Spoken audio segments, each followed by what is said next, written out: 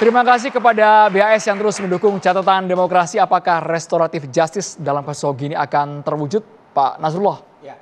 Dalam kasus ini, saya melihat memang begini, dalam kecelakaan lalu lintas ya, sering diupayakan restoratif justice dipertemukan antara korban dengan pelaku.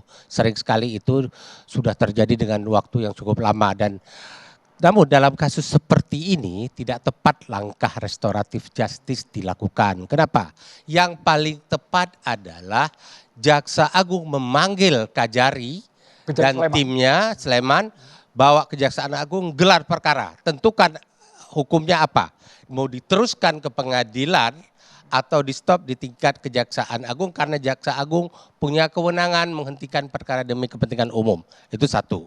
Yang kedua, saya ingin mengatakan bahwa terlalu lama tahap penyidikan tadi. Saya bisa paham kalau terlalu lama tahap penyidikan karena apa? Ada kegalauan dari aparat penegak hukum, unsur pidana lengkap apa tidak, layak dinaikkan ke tahap seterusnya apa tidak. Mungkin saat itu adalah bolak-balik perkara. Nah, bukan masalah tawar-menawar angka, ya, tapi saya nggak tahu juga faktanya. Namun, Mbak, saya ingin sampaikan, nggak pernah di Fakultas Hukum, mata kuliah hukum manapun atau peraturan perundang-undangan manapun yang pernah ada pengaturan yang salah dibenarkan, yang benar jadi salah. Yang ada adalah fakta-fakta di lapangan dan kadang-kadang yang paling sering terjadi adalah hukum dilakukan politisasi. Penegakan hukum untuk menghantam lawan-lawan politik atau meredam keadaan-keadaan tertentu. Jadi persoalan penegakan hukum bukan persoalan hukum. Jadi kadang-kadang kita suka menganggap hukumnya kok begini padahal penegak hukumnya bukan hukum. Nah kemudian terakhir saya orangnya ya Bang ya, bukan pasalnya Bang ya. Bukan ketentuan peraturan perundang-undangan. Namun Mas Reja, ya saya tadi tidak pernah mendengar yang disampaikan oleh Pak Teguh tentang naik pitam. Namun bisa saja mungkin karena persoalan naik pitam. Tapi yang saya yakinnya ini bukan persoalan naik pitam. Yang dilakukan oleh tersangka itu adalah upaya mengejar pelaku penjamret untuk mendapat kembali paling tidak tasnya. Oke, naluri ya, sebagai dan suami itu ya? Boleh berganti bukan hanya naluri suami, tapi naluri siapapun. Kalau kita ngejar penjahat, misalnya kan sering ada pencurian motor, dikejar. Tiba-tiba penjahat itu lari nggak mau berhenti, ya mungkin ada sedikit serempet, itu aja. Bu Sri Suwari. Kalau dari kasus ini saya sangat mencoba memahami rekan-rekan saya. Mereka memang gamangnya kenapa? Karena tadi di dalam KUHP tidak ditentukan cara berproses bagaimana, kapan, di mana, oleh siapa menilai apakah harus mutlak hakim tentang alasan pembenar, alasan pemaaf yang meniadakan pidana. Kalau ada secara limitatif diatur, saya yakin rekan-rekan saya akan melakukan di tahap penyidikan. Karena kalau ini ada alasan pembenar, maka itu di SP3. Persoalan itu belum tertulis. Sehingga demi kepastian hukum kami harus proses, diserahkan, biarlah hakim yang menentukan. Tapi persoalannya yang dicabekan itu pasti membuktikan unsur-unsur pasal yang dilanggar. Kita tunggu. Bagaimana mungkin pasal 311, 310 diterapkan dalam pasal saya sengaja mengejar. Pak, tidak masuk. Pak Binsar, Prof. Singkat Prof. Baik, terima kasih. Saya harus kembali lagi mengacu kepada locus tempus delicti ya.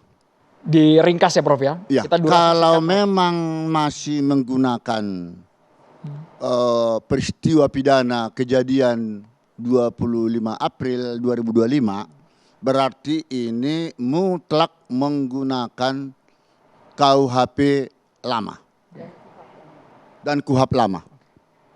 Dan di sini supaya hati-hati para penegak hukum dalam hal ini polisi dan jaksa mengangkat dalam surat dakwaan nanti.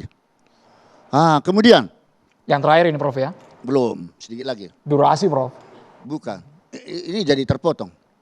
Nah kemudian polisi dalam hal ini juga harus memahami, karena ada tadi pertanyaan demi pertanyaan, apakah juga polisi bisa ada unsur pemaaf dan pembenar? Baik di dalam pasal KUHP lama dan KUHP baru. Kalau di KUHP baru itu 33 dan 34 ya. Sedangkan kalau di KUHP lama itu adalah 48, 49. Sama-sama ada memang di sana dikatakan unsur pemaaf dan pembenar. Dengan alasan pembelaan terhadap ya seseorang seperti tadi istri ini. Karena ini tidak ada sedikit pun niat jahat mensreanya.